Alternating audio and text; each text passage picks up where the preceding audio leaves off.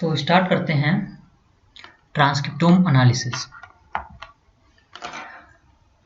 जो सबसे पहली चीज़ है जो ट्रांसक्रिप्टोम एनालिसिस में हम यूज़ कर रहे हैं वो आती है क्रोमोसोम्स।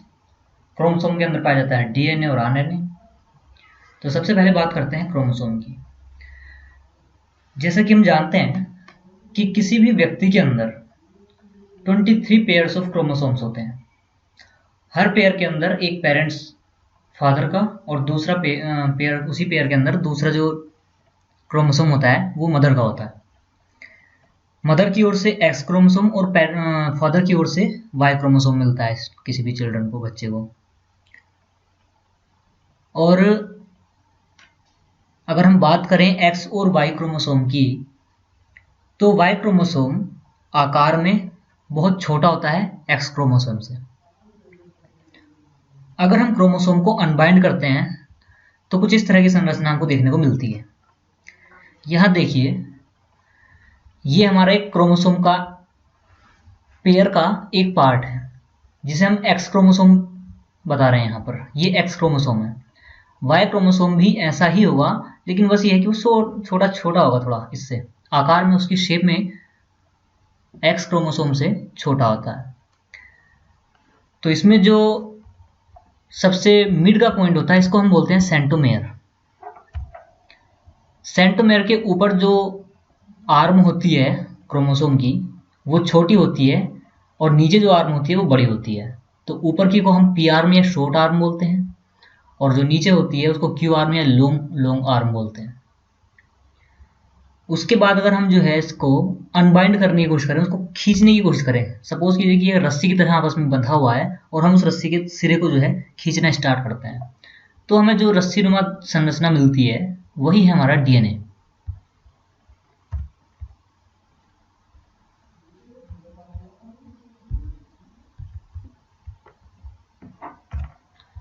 तो यहाँ हम इसको अनबाइंड कर रहे हैं, तो देखिए ये इस तरह से कुछ संरचना निकल के आ रही है और ये इस तरह से रस्सीनुमा आपस में बंधा हुआ है। जब हम इसको और खोलते हैं तो इसके अंदर हमें दो चीज़ें दिखाई देती हैं। एक तो गोल गोल से सर्कल्स और उस सर्कल को बांधे हुए ये धागा। ये जो सर्कल्स हैं, या सर्कल नहीं, स्फेयर बोले इनको, स्फेयर होते हैं, स्फेरिकल, ये होते हैं हिस्टोन्स प्रोटॉन। हिस्टोन भी एक तरह का प्रोटॉन होता है जो कि डीएनए को बांधता है। इसका मेन काम ही यह है कि जो डीएनए इसको बांधे रख रहा है वो इसी की वजह से बांधे रख रहा है इसको, और उसके बाद इसको आपस में बंद करके घुमा घुमा कर जो है रस्सीनुमा संरचना बना दी जाती है, जिसको हम क्रोमोसोम में कन्वर्ट कर देते हैं। अगर हम फर्दर इसके एक सेगमेंट की बात करें, सपोज कि इसको धागे को खोलते हैं और धागे को यहाँ से लेकर यहाँ तक देखा जाए, तो ये डीएनए का इंटरनल पार्ट है और डीएनए की इस तरह की संरचना होती है। अब इस डीएनए के किसी भी हम सेगमेंट को ले लें, सपोज ये यहाँ से यहाँ तक का ले लिया हमने, तो ये जो इतना सेगमेंट है इसको हम बोलते हैं जीन। यानी कि डीएनए के अंदर कम से कम 1000 से लाखों के बीच में जीन्स की संख्या हो सकती है। अब इस डीएनए को फर्दर हम देखें तो इसकी संरचना में कुछ नाइट्रोजन बेसिस होते हैं। जैसे ये आपको दिख रहा है green colour, yellow colour, violet and red, तो ये जो है बेस हैं। कौन कौन से बेस हैं? डीएनए की बात करें तो 4 बेस होते हैं, ए, टी, सी और जी, जिनमें से कि सी और टी जो है वो सिंगल रिंग से बने होते हैं, इसलिए इनको जो है प्यूरिन्स बोलते हैं। और जी और ए में जो है डबल रिंग होती है तो इनको पिरिमिडीन बोलते हैं। टी थायमीन होता है, ए एडेनिन होता है, जी ग्वानिन होता है और सी साइटोसिन होते हैं। सारे के सारे ये जो हैं नाइट्रोजन बेसिस कहलाते हैं, क्योंकि जिनकी जितनी भी ये संरचनाएं हैं सब में नाइट्रोजन जो है एक पेयर का काम कर रहा है, बेस पेयर का काम नाइट्रोजन कर रहा है। अगर हम डीएनए के स्ट्रक्चर को देखें तो ये जो ATCG आपस में कंबाइंड है, जुड़े हुए हैं, उसके बाहर से उसको बाइंड करने के लिए जो ग्रीन कलर की कोडिंग सी हमें सर्कल लाइन से दिख रही है, सर्पिलाकार, इस लाइन को हम बोलते हैं राइबोज शुगर। ये सारे के सारे राइबोज शुगर से आपस में जुड़े होते हैं। शुगर फॉस्फेट बैकबोन, इसे हम शुगर फॉस्फेट बैकबोन भी बोलते हैं, ये राइबोज शुगर होती है। और ये सारे के सारे नाइट्रोजन बेसिस अंदर के। और आमने सामने वाले जो होते हैं इनको बेस पेयर बोला जाता है, क्योंकि ये कोड के हिसाब से एंटी कोड बनाते हैं। जैसे कि ए टी के साथ बनाता है क्योंकि ए और टी डबल बॉन्ड से जुड़े होते हैं, सी जी के साथ बनाता है जो कि ट्रिपल बॉन्ड से जुड़े होते हैं। तो सी और जी के बीच में जो स्ट्रेंथ होती है या एक हम कहें कि जो फोर्स होता है वो ज़्यादा हैवी होता है एज कंपेरिजन टू ए और टी के बीच में बॉन्ड के। आरएनए का स्ट्रक्चर बिल्कुल डीएनए के सिमिलर ही होता है अगर हम देखें तो खोलकर, बट ये दिखाता है हमको कि डीएनए को हम बीच में से आधा काट दें तो हमें आरएनए जैसी संरचना मिलती है। डिफरेंस ये होता है कि जो थायमिन यहाँ पर पाया जाता है डीएनए में, थायमिन बेस को यूरेसिल बेस रिप्लेस कर देता है यहाँ, यानी कि थायमिन नहीं पाया जाता है, यूरेसिल पाया जाता है। डिफरेंस ज़्यादा नहीं है, बहुत थोड़ा सा है। यहाँ एक बॉन्ड अवेलेबल होता है और यूरेसिल में ये बॉन्ड अवेलेबल नहीं होता है, बाकी संरचना बिल्कुल सेम होती है। आगे अगर बात करें तो चूंकि यहाँ पर 2 राइबोस शुगर हैं इसीलिए ड्यूअल हेलिक्स भी बोलते हैं इसको, डीऑक्सीराइबोस न्यूक्लिक एसिड बोलते हैं। जबकि यहाँ सिंगल है तो इसे राइबोस न्यूक्लिक एसिड बोलते हैं। अब अगर हम बात करें हमारा ओरिजिनल ट्रांसक्रिप्टोम एनालिसिस की, तो उसमें हमने पढ़ा क्रोमोसोम की बात आता है डीएनए को हमने और डिवाइड किया किसी छोटे से सेगमेंट में, तो हम उसको बोले जीन। उसके बाद हर एक जीन के अंदर क्या होता है, 4 बेस पेयर होते हैं जिनको एडेनिन, ग्वानिन, साइटोसिन और थायमिन बोलते हैं। एजी प्यूरिन्स हैं, सीओटी पिरिमिडिन्स हैं। अब सबसे पहली कंडीशन ये होती है कि जब भी हम ट्रांसक्रिप्टोम एनालिसिस की बात करते हैं, पहली प्रोसेस होती है कि हम ये चेक करें कि हम जिस डीएनए को ट्रांसक्रिप्टोम करना चाहते हैं, यानी कि जिस डीएनए को हम आरएनए में कन्वर्ट करना चाहते हैं, क्या वो हमारा प्रॉपर डीएनए ठीक ठाक है या उसमें कोई मिसमैच है या कुछ संरचना उसकी बिगड़ी हुई है। तो ये काम करते हैं कुछ प्रोटीन्स। वो प्रोटीन होते हैं म्यूट एस, म्यूट एच और म्यूट एल। ये सबसे पहले चेक करते हैं कि जो हमारा डीएनए है वो प्रॉपर है या उसमें कोई मिसमैच है। जहाँ भी कोई मिसमैच होता है वो उसको रिकवर करने के लिए अपनी प्रोसेस लगाते हैं।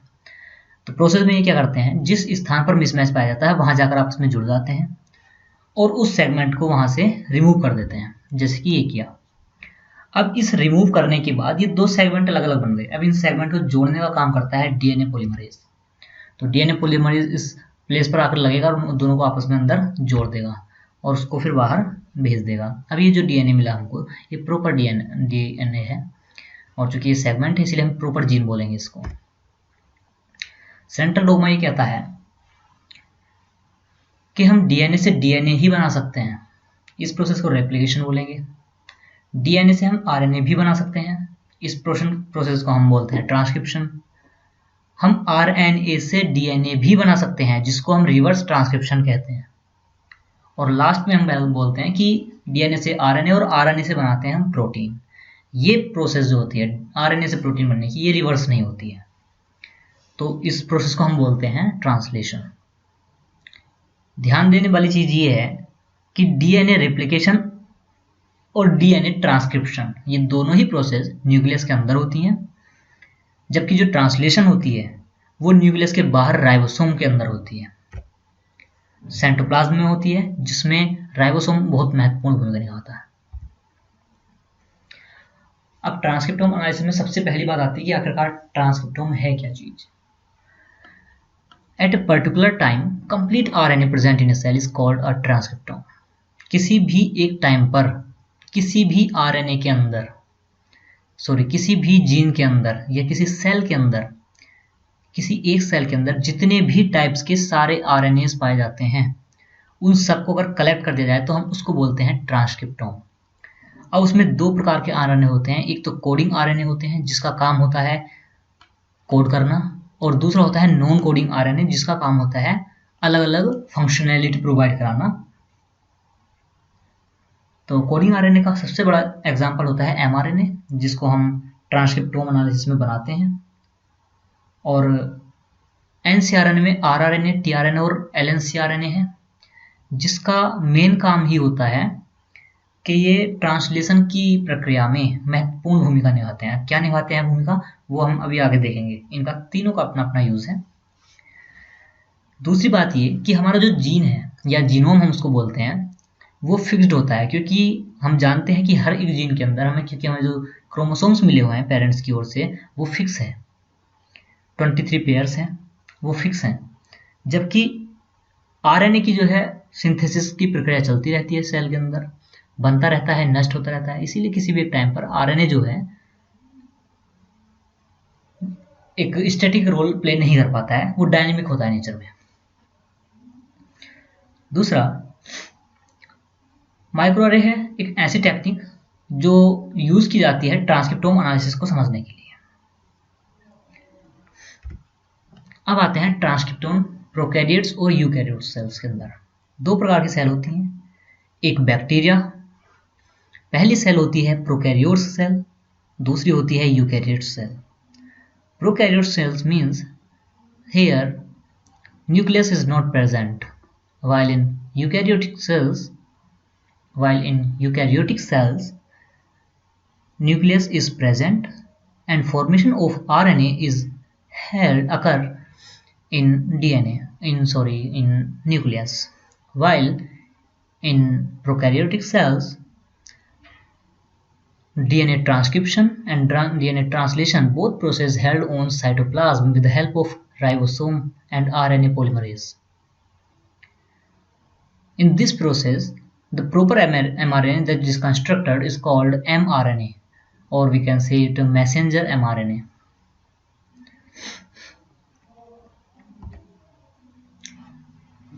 So, transcription makes pre-mRNA 5' and 3' and 3' poly A tail are added to protect the transcript.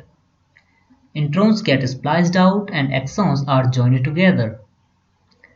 Here, total 64 codons are available, where AUG is called start codon and UAA, UAG or UGA are called stop codons.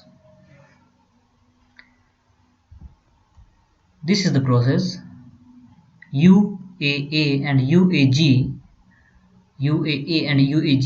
and the third one is UGA.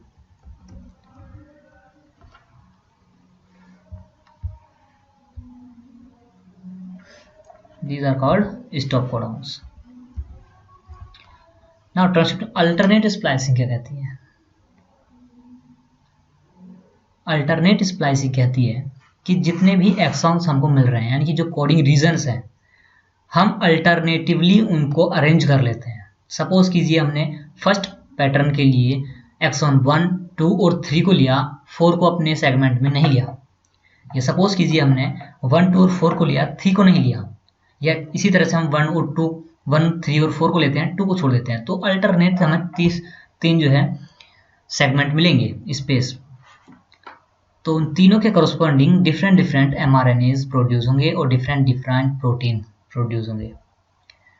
इस process को हम इस diagram में भली भांति देख सकते हैं। यहाँ जो कोडॉन रीजन है वो एक्सॉन 1 है। एक्सॉन 1 से एक्सॉन 2 के बीच में जितना भी पार्ट है ये नॉन कोडिंग रीजन है, इससे कोई कोड प्रोड्यूस नहीं होगा, तो इसको हम रिमूव कर देंगे। फिर एक्सॉन 2 आता है, इसी तरह से एक्सॉन 3, 4 और 5 आते हैं। अब इन एक्सॉन्स को अल्टरनेटिव स्प्लाइसिंग के माध्यम से हम सेगमेंट्स में डिवाइड करते हैं, 1 2 3 4 5, 1 2 4 5, 1 2 3 5 और 1 2 4 ले सकते हैं, 1 और 2 ले सकते हैं, ओनली 2। तो डिफरेंट के एक्सॉन्स को हम ले सकते हैं, तो डिफरेंट की प्रोटीन हमें बन जाएंगे। अब ट्रांसक्रिप्शन प्रोसेस जो है 3 स्टेप्स में होती है। फर्स्ट है इनिशिएशन, जहाँ से प्रोसेस स्टार्ट हो रही है। सेकंड इलोंगेशन, जहाँ जो हमारी चेन बन रही है mRNA की वो लॉन्ग होती चली जा रही है। और थर्ड पार्ट है टर्मिनेशन, यानी कि जहाँ हमें 3' कैप मिल जाएगा, जहाँ तक हमारे mRNA है, उसके बाद की प्रोसेस उसको वहाँ से कट कर देंगे। इनिशिएशन स्टेट में RNA पोलीमरेज DNA के साथ अटैच हो जाता है स्टार्टिंग पॉइंट पर, प्रोमोटर कॉल रीजन पर कहते हैं इसको, प्रोमोटर रीजन। और DNA सीक्वेंस सेपरेट करता है, DNA सीक्वेंस को RNA पोलीमरेज सेपरेट कर देता है। इलोंगेशन स्टेप्स में टी बॉन्ड आते हैं, जुड़ते चले जाते हैं, न्यूट्रल नाइट्रोजन बेसेस आते हैं और जुड़ते चले जाते हैं। टर्मिनेशन में 3' गैप मिलती है, हम उसको छोड़ देते हैं। आरएनए पॉलीमरेज की संरचना कुछ इस तरह से होती है कि जैसे ही आरएनए पॉलीमरेज अटैच होता है ये इस धागे संरचना को सबसे पहले अनबाइंड करने की कोशिश करता है। जैसे ही अनबाइंड होता है उसके बाद हमारा एमआरएनए की फॉर्मेशन स्टार्ट हो जाती है। ये स्टार्ट हुई एमआरएनए की फॉर्मेशन और एमआरएनए बनते चला जाएगा, जब तक बनता चला जाएगा जब तक ये लंबा होता रहेगा। ये प्रोसेस होती है एलोंगेशन। और जैसे ही पूरा एमआरएनए हमें मिल जाएगा ये इससे अलग हो जाएगा और आरएनए पॉलीमरेज इसको डीएनए को रिलीज कर देगा। तो ये टर्मिनेशन प्रोसेस होती है। ध्यान रखने वाली चीज़ ये है कि आरएनए पॉलीमरेज में 5 ऑब्जेक्ट होते हैं जिसमें 2 अल्फा होते हैं, एक बीटा डैश होता है, एक ओमेगा होता है और एक सिग्मा फैक्टर होता है। सिग्मा फैक्टर का ही काम होता है कि जो हमारा डीएनए है अनबाइंड करने का उसको काम ये करता है। ट्रांसलेशन की प्रोसेस भी बिल्कुल सेम टू सेम है। डिफरेंस ये है कि वहाँ हम आरएनए पॉलीमरेज का यूज़ कर रहे थे, यहाँ हम आरएनए पॉलीमरेज की जगह यूज़ करते हैं आरआरएनए। ये देखिए यहाँ आरआरएनए यूज़ किया जा रहा है। दूसरा एमआरएनए मैसेंजर आरएनए है जो कि हमारा प्रोड्यूस करने के लिए यूज़ करा जा रहा है प्रोटीन को। थर्ड पार्ट है टीआरएनए। टीआरएनए वो बेस पेयर हैं एटीसीजी के जो किसी भी एमिनो एसिड को कैरी करते हैं। तो यहाँ ट्रांसलेशन की प्रोसेस में टीआरएनए, आरआरएनए और एमआरएनए 3 की बहुत ही महत्वपूर्ण भूमिका होती है। जैसे जैसे प्रोसेस होती चली जाती है वैसे वैसे प्रोटीन की नीचे चैन बनती चली जाती है और यही प्रोटीन जो है कंबाइंड होकर आपस में बाद में जो है संरचना ले लेता है जिसे हम बोलते हैं जिसे हम बोलते हैं प्रोटीन।